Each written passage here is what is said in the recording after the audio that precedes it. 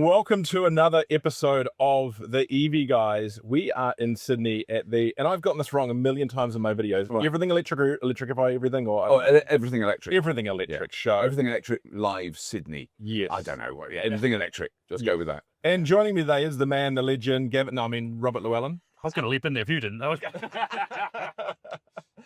Thank you for joining us in the back of one of my favorite cars in the world. It's extraordinary, isn't it? The Zeekr Mix. Yeah. Remarkable. Yeah. Let's spend 10 minutes just talking about the car. We probably will. I mean, I drove this in China briefly in the event in December, and I've been going on about it since. I've spoken to you about it a dozen times. Who are you? Am I right, though? This thing is just the greatest thing to fly bread. This should terrify traditional car makers because I've never seen anything like it. Yeah. I mean, there's the obvious thing. I guess there's a ninth time I mentioned it now. No B-pillar. Yeah. So the doors open up completely. That one's hinged. I don't know if it's on a hinge. This one articulates outwards and forwards. Oh, wait a minute. I haven't realised it does it both sides. Yeah. So you could open both. Open it fully. But they're both sliding doors. Ah. So they go, They're on hinges or articulated arms that move out. Like this one does, but that one's on a hinge. But that was it, right. And I believe these are scenes. So you lay the seats out in scenes and they, it's. But also what's fascinating is in here, it feels like we're in a big bus, a big microbusy thing, longer wheelbase, bigger. It's not. It's the wheelbase is like a standard saloon car. The wheelbase is really long. Yeah. The car itself is really long. Yeah, the wheels are right at the edge. Yeah. It's interesting. We were promised for so long that EVs, you could do all these interesting things with them. And so far people are just batching out SUVs. Nothing wrong with that. And finally, we're starting to see what you can do. Yeah. That's one thing I love about what Chinese manufacturers are doing is they're having fun. Well, they haven't they're not carrying that massive sack of legacy of we made cars like this in 1950 and they had a bonnet and they had bumpers. Yes. And that's what cars are like, right? They're going, it's electric, so we do it differently. You know what I might just do is turn on my, no, I'm not. It's over here. Oh, right, okay. It's over here, I think. Okay, there are options. This car's in demo mode, so I don't know all of it works. I was going to say, it'd be nice to turn on the aircon. On this. These have ventilated seats as well. If you want it, you can do that over there. Not me. I'll let you do it, jump through it, because you look far more dignified than I do. You're a lot more agile. Is that my phone that just took off? Yes, which means you don't need to call a flight attendant to have it removed. And it wasn't yours. Oh, no. How do I do this? Okay, it's got to be logical, right? Here we go. Aircon. It's probably in demo mode, though. It might it's on. Or at least it says it's turning on. I'm not overly hot, but we got that window open, which helps. I think it's feeling severe. It's starting. Okay, let's go. It's going to start dribbling a puddle of water down the floor now. Right about I'm feeling up here. I've actually got icicles on the sweat on the back of my head. There you go. So, congratulations on the show. It's the third show in Australia. You must be happy with it. It is incredible that it got better. I don't know what I think I was prepared for a repeat of what we did last year, which was an incredibly successful show. I mean, it wasn't like last year was a bit sad. It was amazing event, but it's actually got bigger and more people. And I know today is going to be insane. I mean, the one thing that I've learned not to do with this is ask about ticket sales because I come from an old showbiz where you're on stage, you want to know how many people are going to be in the audience. And I don't bother anymore because they never want to tell you because they don't know because there's so many different ways you can get tickets. So that the final data of how many people have come takes about a week before we really know. But they've actually said to me, it's going to be packed today. Brilliant. Which is very unusual. Brilliant. Well, and that's great for you because you're very nervous about getting up on stage. Yeah. I'm not a natural public thinker. Like Robert was saying earlier, you seem so chaos. It's because I'm faking it. Well, you fake it very well, very effectively. It works, so don't worry. You say they're not counting numbers, but you must have known how many you're expecting through this weekend. Yeah, I don't know. Now they'll never tell me numbers because they know that if I get interviewed or do a podcast, I'll go, yeah. So they want to keep. I think they're just.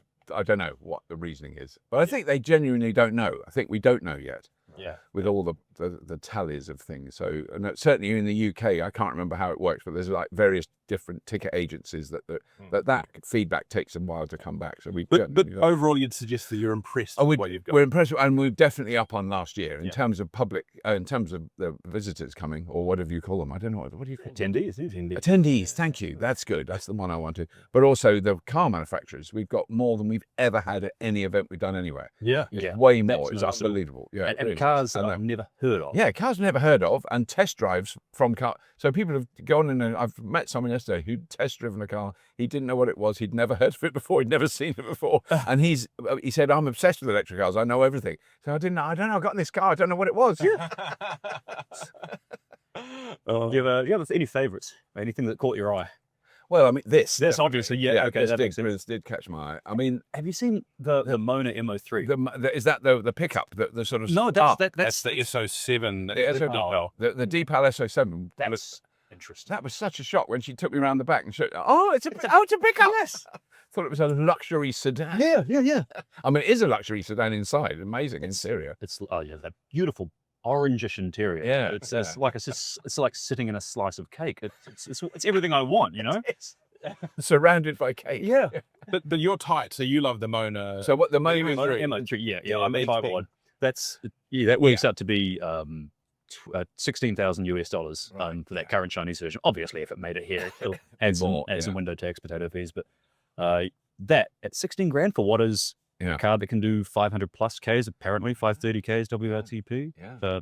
All the luxuries, all the gadgets, comfortable, wireless charging, moonroof, all that stuff. Yeah. Oh, actually, no, it doesn't have a moon. No, that car would wipe out the market for Priuses as Ubers. As Ubers, exactly. Yeah. And I think that is I've always thought that's a clue that I learnt back then. It didn't dawn on me. Someone explained it to me, but I know the history of the Prius very well. And in the UK, it did not sell. I bought one and it did not sell for 3 years. It was in the hundreds that they sold every year. And they'd spent a fortune developing that car, billions. And no one bought them, and then the taxi firm bought 2, and then they bought 4, and then they bought 12, and they bought 80. And then another taxi firm bought 400. And then, because it's the spreadsheet change. So they saw, we've been spending this much every month on fuel for all our taxis. And this is like small taxi firms not in London, these are all over the country. And they went, oh God, but when we have the Prius, that uses a quarter of it. Yeah. And the same thing's now happening with electric cars. So they're going, well, we've charged them at the office. They've got a car park and they put chargers in and they charge them overnight. And there's all those arguments about the charging is the issue, but the running cost, even using rapid chargers, massive reduction on buying fuel. Particularly, I mean, we've got, like you actually in New Zealand, we've got very expensive petrol and diesel, so it does make a big difference. And that's when then people ride in them. They get a taxi and they go, oh, is it electric? Oh, I bet it runs out. Well, no, it doesn't. I've been driving all day. I run out, but not the car. Yeah. I think from next year in New Zealand, Uber's really putting the pressure on their drivers to switch over to electric vehicles. Yeah, and they are in the UK as well, particularly in London. It is becoming far more common. Yes. I think we're going to see a lot. I think they've done a fleet deal where I think we're going to see a lot of BYD Atto 3s as Ubers in New Zealand, which is good because I've got one. They've got great back seats. Lots of They've got really good back. We've got one. We're borrowing my sister-in-law's at the moment in Brisbane, and it's a brilliant car. I wanted to drive it down here, and it's only because my wife said, "No, you can't take my car away." So, but I mean, it's such a great car and my niece has the Dolphin. That's the smaller one, isn't it? Yeah. And she's the Dolphin. Yeah, she loves it, and she's driven to like remote pottery workshops in New South Wales, where there's no chargers, and she's gone. Well, they've got electricity. Yeah, and she's got a lot of extension cables. Electricity, yeah. There's no. Well, what she said is, I knew they had a kiln. Right, and I said, oh, and I said, well, they've got a kiln, so they've got electricity. It's an electric kiln, so they're in a starfish. They've got horses and feed. We've got a fun one with the Dolphin in the office at the moment. I've got a couple of magazines, and the general manager of one of them, they're used to more petrol product. And he went to pick up his new company car yesterday, and I hadn't told him what he was going to jump into. Right. A pink Dolphin. And he sent me this message. What on earth have you put me? He'll be fine. Yeah, of course he will. It's just. But these are going to be available in Australia, because this is what I can't keep up with, the kind of influx. So the mix they haven't confirmed. Oh, right. And I've spoken to some Zeekr people in China. They haven't ruled it out. Right. But the issue with this car is it's not a symmetrical car. It's an asymmetrical car. So it's not like the 009 or the other cars where they can swap the steering wheel one side to the other, do a few things and over that. The doors are entirely different. They're re-engineering. So it's a much bigger. So it's a far bigger job. So I hope they would. Yeah. The other thing, and I think it's something New Zealand has accepted, but I think Australia's been struggling with, or certainly the Australian automotive media's been struggling with, is that not all of these Chinese brands are here to be cheap, to be value brands. Right. Yeah. Some of them, like Zeekr, are here to be premium brands. Yeah. And I've been on events with Australians, and they're like, "Oh, it's got to be priced like a Model Y. It's got to be priced like a Model Y." And we're starting to get to the period where some of these Chinese EVs, like Zeekers, like some of the other prestige brands are going to come. They're not going to be priced like a Model Y. Right. And it's going to be an interesting time to see how the acceptance of that stuff That's the thing. It carries on. The emotional element. People are going to associate Chinese. It has to be cheap. Yes. Chinese. But not if they're Not if they're really good. Well, I mean, what's confusing for me is that the D-Pel, it's the SO7. That's the one I test drove. Was mate, I mean, the interior quality of that car, and I really don't hold much faith in my ability to judge car's quality. You know, I don't. We'll edit that out. You know, I could, but I don't. I mean, I know I'm quite good at assessing how it drives and what it's like, and the regen and the energy efficiency and the steering. You know, that stuff. But in terms of design, you know, aesthetics of cars. So Jack, who works with us, amazing at doing that, and he knows the history of why they've got that flanged front scoop. That's interesting. And I don't know anything. I go, it's got a funny thing at the front. That's my description. It's got like a dent at the front. I don't know. It's got a dent. But the quality of that interior of that car for the price it is. I mean, it felt like I was in a Mercedes or an Audi, a kind of high end. Because what's your daily driver? What are you used to running? I use an MG4, which is got to be. I can understand that's a basic interior. It's a cheaper car. It's a sort of creaky plastic interior. I don't care. It's fine. It goes a really long way on not very much electricity. That's what I'm impressed with. And, you know, it's comfy and it's safe. Looks good too. It looks good. It's got an annoying lane keeping assistant. Oh, But mine hasn't been updated. And in the UK, that is just you turn it off every time. But if you forget, it drives me mad. So I like to be listened to. I'm very keen to be, you know, under surveillance 24 hours a day because I express myself verbally with very extreme language. And when the stupid lane keeping assistant tries to drag me across the road for no reason. The Model 3, when you try and you venture off or go close to the line, all an annoying the bleaters in the car. Yeah. Oh, yeah. If you're in California on your laptop listening to this, there's some beeps for you. Beep this. Yeah. It's always when something important comes on the road. It's like, as of tomorrow, all electric car drivers might or be in prison. You know, you've missed people. So exactly that. So the producers of the EV guys apologized to anyone whose stereo was just destroyed by all that beeping. I've got to tell you one quick story about the Luton airport car park fire. Oh, yeah. There was a terrible fire there, a whole place, but no one hurt, thankfully. But a lot of cars destroyed, the car park itself destroyed. First headline, electric car starts fire in Luton airport. BBC picked it up. The BBC That's embarrassing. Ran with that story. Yeah. And boy, did they hear from me. What was great was there's 3 car parks at Luton Airport, but the one that the fire took place in, there's no chargers in it. There were no electric cars in it. The next door car park was full of electric cars, many of them charging. None of them caught fire. What caught fire was a Range Rover. Yes. Was it a hybrid or was I think it was a hybrid. Yeah. So I now, this is a terrible thing to say, and you can cut this if you want, but I now say, well, I'm worried about hybrids. They're very dangerous and so complicated, and they wear out really quickly, and you'll have to replace the engine. So we recently went down to an underground power station in New Zealand. So it's at the end of Lake Manapuri. You go across a lake, one of the big mountain lakes in the South Island, then you go down a 2-kilometre road under the mountain, where then there's a tail race that runs out to the sea and the fjords. Yeah. And they are allowed vehicles down there, but they're not allowed petrol vehicles. No. They can have diesel vehicles. They can have electric vehicles. They're allowed diesel vehicles in the tunnels. Yeah. Yes. Yeah, I know. Because diesel is less flammable than petrol. But they've got a BYD Shark down there now, and all they've done with that is drain the petrol tank, because it can run around on battery and that. So it won't start up the engine anyway. Yeah. That's one of my complaints about the early Prius, is that you'd assume that it had a microscopic battery, but you'd assume once the petrol ran out, I'll just go on electric gas station. No, it shuts off the car. You can't drive on with that little battery.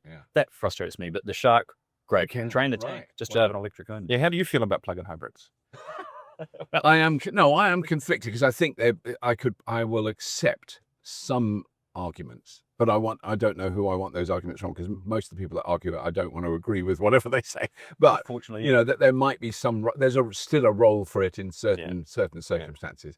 But what I like is range extended hybrids. So I like if there's a petrol engine that is not connected mechanically to the wheels and it generates power, I can sort of accept that, because you're right out in the middle of whoop and you've got to drive thousands of miles, and you know, maybe. But other than that, it's just like now it's kind of if you're not out in the desert.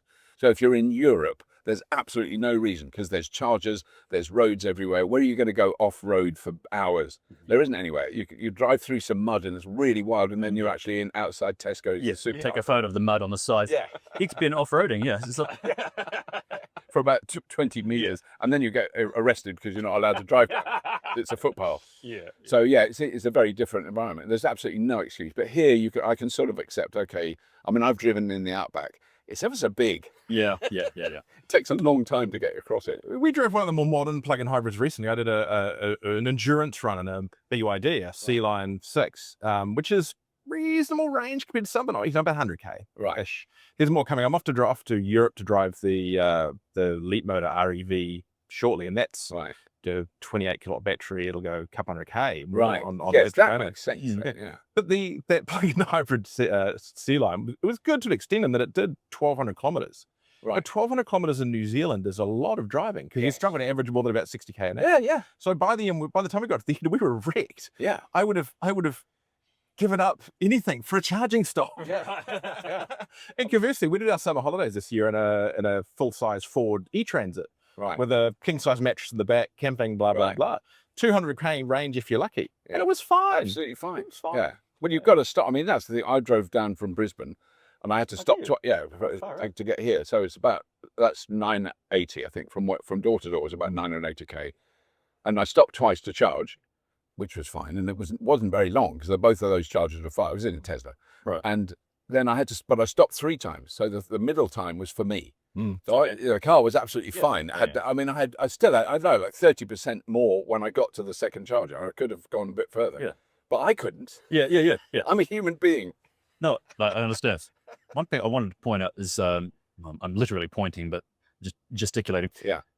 I think there is a demand, talking about hybrids, there's a definite demand for vehicles of which there is no fully electric alternative. Right. Like the Shark is a great example. Yeah. Because people want to tow, and the weight of batteries means that you're running out of towing capacity by the time you get a decent range. Yeah. Just because of the sheer weight of the battery. So that, I think, while battery tech improves, there's still a demand for that, because the Shark is a great example. You can drive 80k's in the real world of range, and that's a lot of tradespeople. That's what they'll do in a day on a job. Yeah, exactly. But here's a mind-blowing statistic for you about the utes, and I think we can do more with electrified utes and pickup trucks. We have an issue, and it's the same for New Zealand, Australia, the UK, I believe, is the same. They have a lot of those sizings of those vehicles, and the rules around them set around that 3.5 ton mark. It's just this historical figure of where some became too big, and it's just not true anymore, because technology is so much better than a 3.5 ton vehicle is safe. Yeah. They are able to do stuff. They are easy to drive. And if they just lift those targets up, those weights up a little bit, then a lot of these companies could just release electric commercial vehicles that would work really well. Yeah. They just need to be allowed to go heavier while still being able to take the payload. Yeah. And there's a mind-blowing number with those things, and that why electric is better to an extent. The Shark is great. I love it. The Ford Ranger plug-in hybrid, interesting. The Ford F-150 Lightning, they're all the same weight.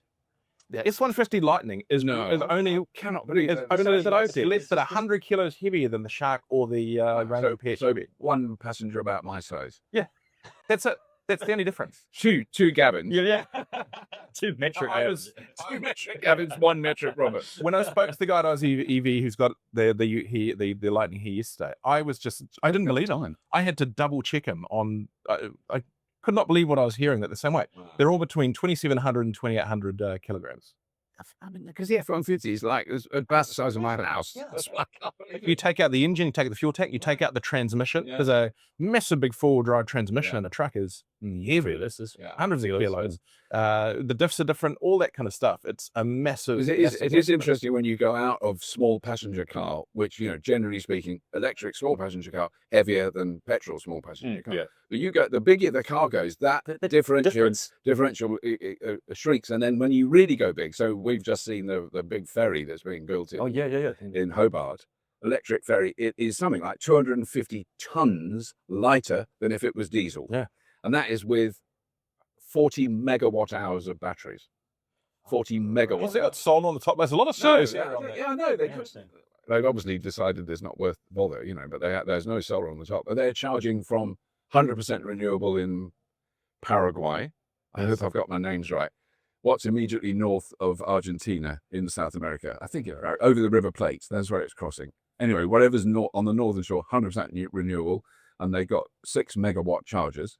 And then on the south, they're not 100% renewable, but they're 50%. And they want to be 100% both sides, so they're going to put in their own solar and wind. Brilliant. Brilliant. But 6 megawatts. You imagine here, charge a car like this. I'm just charging it. It's done. We've got an electric ferry down in Wellington that crosses the harbour there, and they're charging us. They've got an Alphatronic unit like you'd see. Oh, right. And then you pass on the wharf. I think they can plug into 2 cables at once into the ferry. Yeah. It's like Sparky, the electric tow. Got 4 CCS plugs. Yeah. It's fantastic. The one I've gone over with, that's great that we're talking about ferries, ridiculous. But there is an electric ferry. It's a converted, older ferry, but huge. It's a proper. It takes there are 15 big trucks on it, and the rest was cars.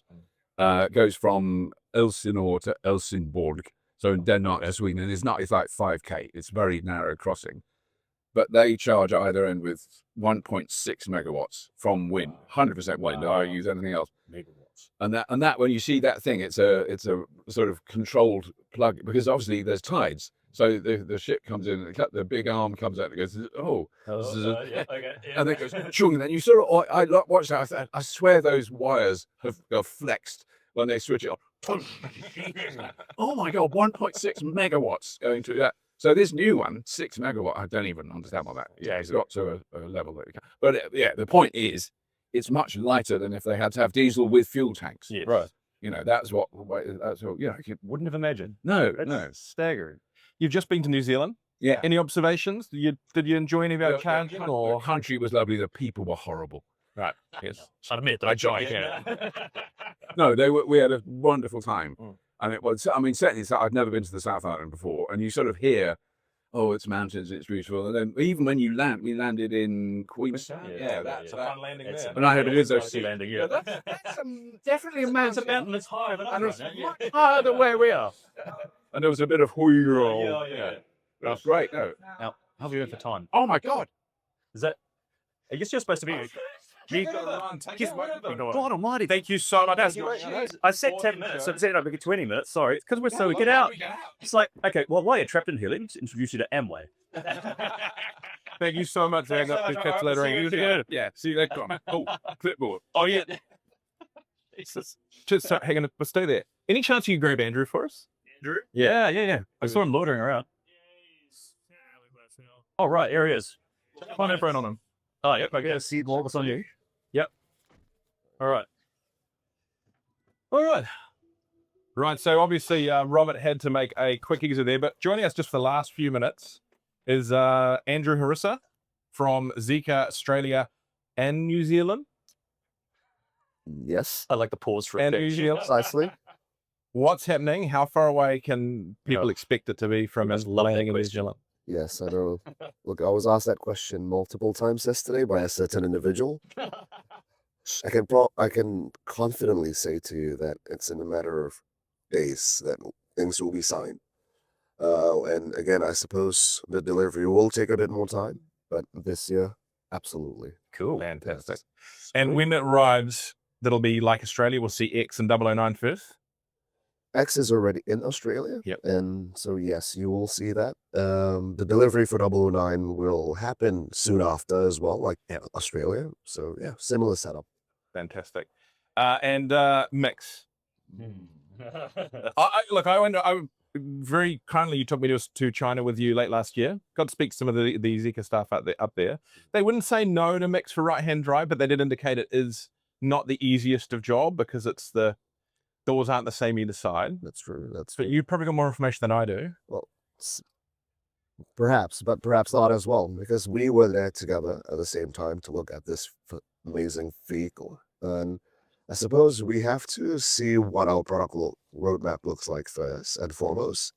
We have some plans for bigger cars as well. Can't really say what, but we definitely feel like this car has piqued a lot of interest over the last couple of months. And This car, perhaps, there's a lot of Zeekr cars here, many of which I've never seen before. Which has garnered the most attention from the public? everyone has gotten similar sort of attention from different groups. Like those who like the performance sedan gravitates towards that. And I think that's an amazing car as well. Obviously, the 009 that we're already selling, people knew about this from reviews, from just both local and global. So that has gotten a lot of interest. This in particular is very unique. So it's something new for a lot of them. 7X most definitely, because that's coming at the end of the year. And we've got that Halo car right at the back that people say how much. Well, unfortunately, it's around how much is. Hey, we're talking about the 001 FR there, and I've driven that on a track in China, in Ningbo, where my video camera still is. And that car is scary. It's 1,050 horsepower? 1,246. 200, okay, way more than I thought.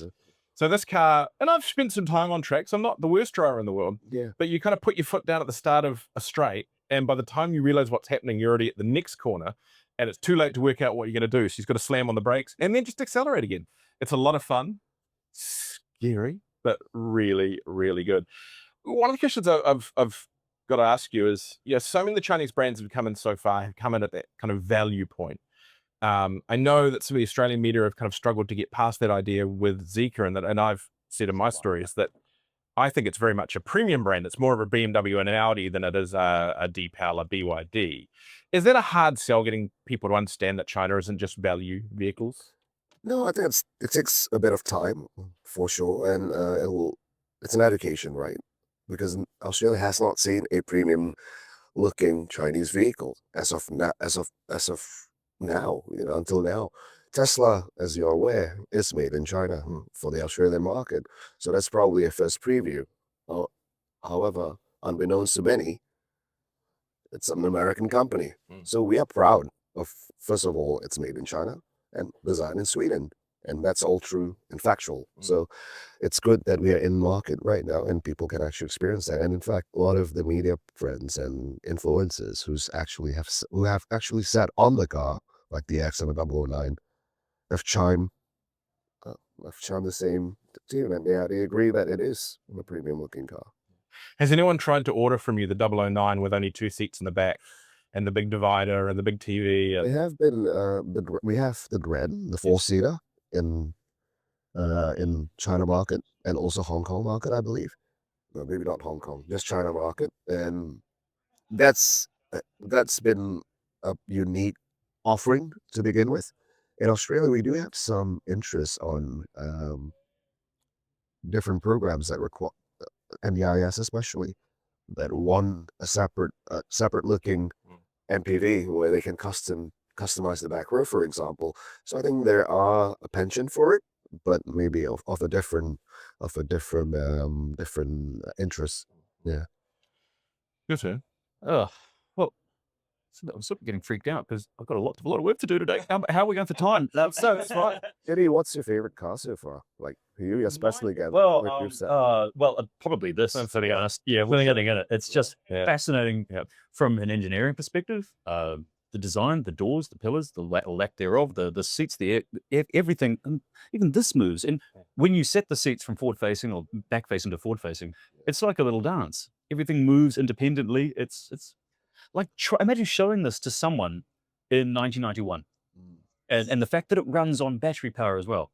It's if you've been watching, I'm sure you have. You've been watching this industry for the last 15 years, and it's staggering the rate of change. But as we're finding out now, many traditional car makers, possibly aren't ready for that amount of change that quickly, and it's going to be a bloodbath this year, I think. Yeah. How about the users? Do you think the users are ready for vehicles such as this? That's probably the big question. I know this is fascinating visually for me, but the way for a Kiwi family, I can't see them being able to afford something like this. So I don't know if this is ready to enter the right-hand drive market in New Zealand anytime soon, outside of airport shuttles and things. But then that's what that one's for. Yeah. We still love it, and it's just great. So look, it's really exciting car. Really excited to get it coming from New Zealand. When are you taking Gavin up to China to try the product up? When he's not in Spain or Portugal or somewhere else. Sorry. What a great problem to have, though. It's so good around the world. Look, it'll be in New Zealand very soon, guys, and I think be excited. Really excited as well. It's been a long time coming. Fantastic. I want to get behind the wheel of the X now. Yeah. Got my little wristband on. I'm prepared. So stay tuned. Keep watching. Right. So thank you, Andrew. Website for Zeekr at the moment, and ZeekerLife.com. ZeekerLife.com. We've consolidated the global Life, L-I-F-E, and we have consolidated all the other websites as well. So it's also under one roof. Lifestyle, bro. It's a life. That was painful. Anyway, thank you for watching. sorry we're not drunk for this one. Don't forget to like and subscribe down below, and catch us soon for another episode of the EV Guys.